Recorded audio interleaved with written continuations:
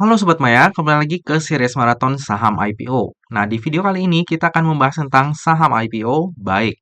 Nah, jadi Baik ini bergerak dalam usaha makanan dan minuman ya, dengan merek ayam goreng Nelongso dan juga merek geprek Kak Ros. Nah, geprek Kak Ros ini lewat entitas anak. Jadi ayam goreng Nelongsonya sendiri itu udah beroperasi dari tahun 2013 ya. Dan saat ini jumlah outlet atau kemitraannya itu udah ada 54. Sementara untuk geprek Kak Ros ini beroperasinya di tahun 2017 dan saat ini ada 10 outlet. Jika kita lihat untuk penyebarannya ini kebanyakan di Jawa Timur ya Sobat Maya ya. Bagi Sobat Maya yang sering makan ayam goreng nelongso atau udah jadi langganannya geprek Kak Ros boleh share di kolom komentar ya.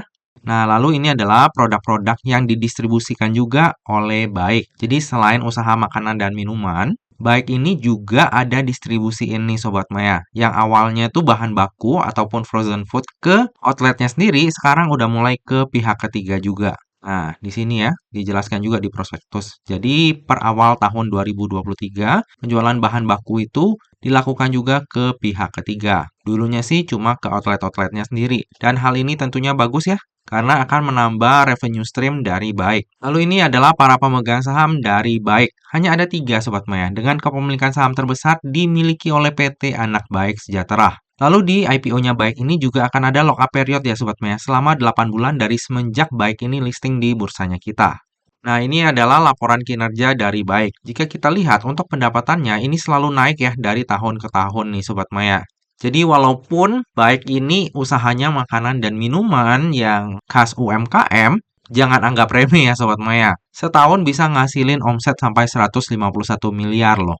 Lalu untuk laba bersihnya juga bisa kita lihat ya, selalu meningkat dari tahun ke tahun nih Sobat Maya. Bahkan di tahun 2020 dan 2021 yang masih kena dampak pandemi COVID, Baik ini masih mencatatkan keuntungan usaha. Jadi ini bagus ya. Walaupun memang untuk usaha makanan dan minuman, net profit marginnya enggak terlalu besar ya. Kurang lebih di sekitar 10%. Atau di 2021 malah kurang dari 10% ya. Kurang lebih 5%. Ini juga nggak nyampe 10%. Jadi dari sisi net profit marginnya memang agak rendah ya, karena mungkin yang seperti di awal tadi, kalangan dari customer yang cari Baik ataupun ayam goreng Nelongso dan juga geprek Kak Ros ini memang kalangan mahasiswa ya. Jadi menyasarnya memang mass market, tapi dengan margin yang lebih tipis. Nah, kalau kita breakdown, ini juga pendapatannya itu sebagian besar ada dari bahan baku juga ya Sobat Maya. Makanya nggak heran kenapa net profit marginnya itu lebih kecil. Karena tentu saja penjualan bahan baku itu marginnya lebih tipis ya dibandingkan dengan kita jualan di gerai. Jadi kalau misalnya kita lihat dari penjualan gerainya sendiri itu setahun di 89 miliar ya Sobat Maya. Jadi ya sebulan kurang lebih dari seluruh outlet itu menghasilkan kurang lebih revenue-nya 7 miliar. Untuk gerai makanan yang mulai menjual makanannya itu start dari Rp5.000, ini sesuatu hal yang menurut saya cukup luar biasa ya Sobat Maya ya. Jadi jangan anggap remeh usaha UMKM, apalagi makanan seperti ini ya. Revenue-nya bisa gila-gilaan juga. Oke, lalu ini adalah struktur IPO dari Baik. Jadi sebanyak-banyaknya 225 juta lembar saham atau mewakili sebanyak 20% dari modal ditempatkan dan di store penuh yang akan ditawarkan kepada masyarakat. Untuk harga penawarannya sendiri berkisar antara 268 hingga 278, sehingga dana yang akan diraup dari IPO ini adalah sebanyak-banyaknya sebesar 62 miliar.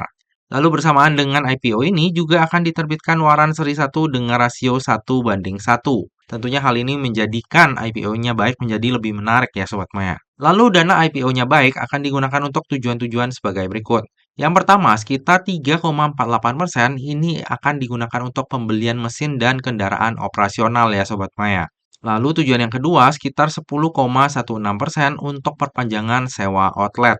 Yang ketiga, sekitar 22,54% akan digunakan untuk renovasi outlet, gudang, dan kantor, serta sistem otomatisasi. Lalu sisanya sekitar 63,82% akan dipergunakan untuk OPEX ataupun modal kerja. Nah, untuk tujuan penggunaan dana IPO-nya ini cukup bagus ya Sobat Maya. Jadi ya mendukung kegiatan usahanya dari Baik.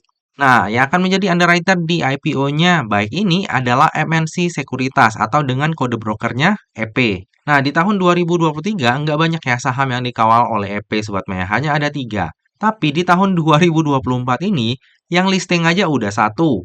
Yang lagi menunggu untuk listing itu ada tiga. Jadi kayaknya di tahun 2024 ini EP beneran genjot banget ya. Kuantitas saham IPO yang dikawal oleh EP. Nah, kalau misalnya kita lihat secara track record nih Sobat Maya. Sebenarnya saham-saham yang dikawal oleh EP ini semuanya oke ya Sobat Maya. Kecuali satu nih, MSCA. MSCA itu parah, dia 5 kali ARB Sobat Maya. Dan MSCA ini berada di papan akselerasi ya. Selain itu sih, ini bagus-bagus ya untuk EP ya. Jadi mari kita lihat apakah di IPO-nya baik ini akan seperti SMIL atau Smile atau malah kayak MSCA. Tapi karena baik ini berada di papan pengembangan harusnya lebih mirip ke SMIL dan juga Smile ya.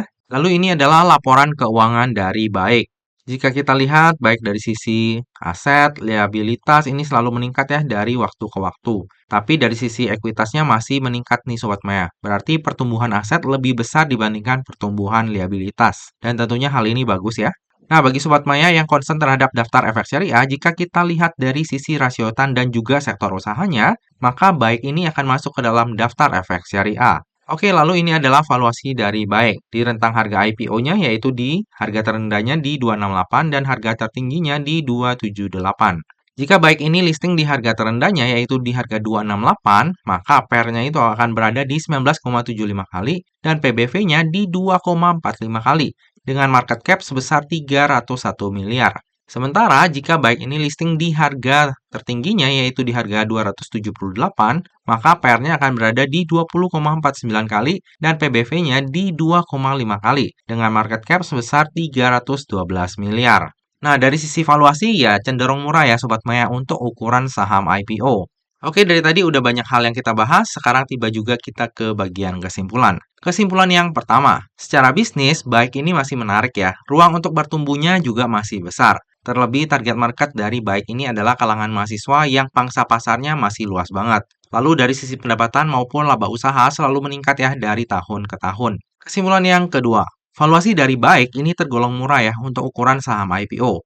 Untuk tujuan penggunaan dana IPO-nya juga cukup bagus, memang mendukung kegiatan usahanya dari baik. Kesimpulan yang ketiga, underwriter dari baik adalah EP. Nah, track record EP dalam mengawal saham IPO itu cukup bagus ya. Malah kalau misalnya kita exclude MSCA, track record-nya EP itu bagus banget. Nah, semoga aja di IPO-nya baik ini, EP pun akan mempertahankan track record-nya yang bagus ya. Kesimpulan yang keempat, bersamaan dengan IPO ini terbit pula waran seri 1 dengan rasio 1:1. Nah, hal ini tentunya membuat IPO-nya baik menjadi lebih menarik ya, karena dapat meminimalisir resiko kerugian di IPO-nya baik. Kesimpulan yang terakhir, saya sendiri akan memanfaatkan momentum IPO ini untuk mendulang cuan.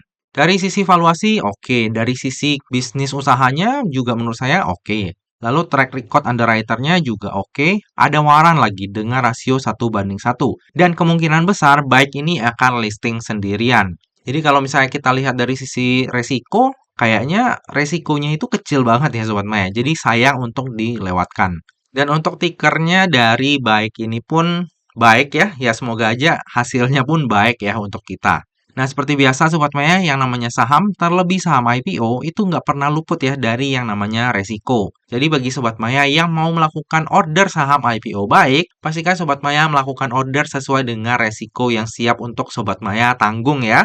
Lebih lengkapnya nanti jumlah order saya akan saya share di tab community untuk Sobat Maya pengembangan dan juga utama. Nah Sobat Maya, demikianlah video review saham IPO baik. Semoga aja video ini dapat bermanfaat bagi Sobat Maya semuanya dan dapat menjadi bahan pertimbangan nih. Apakah nantinya Sobat Maya mau membeli saham IPO baik atau enggak? Nah Sobat Maya, demikianlah video kali ini. Akhir kata, jangan lupa untuk selalu jaga kesehatan, jangan lupa untuk selalu bahagia, dan semoga perjalanan investasi kita selalu cuan bareng-bareng ya. Sampai jumpa di video review saham IPO selanjutnya.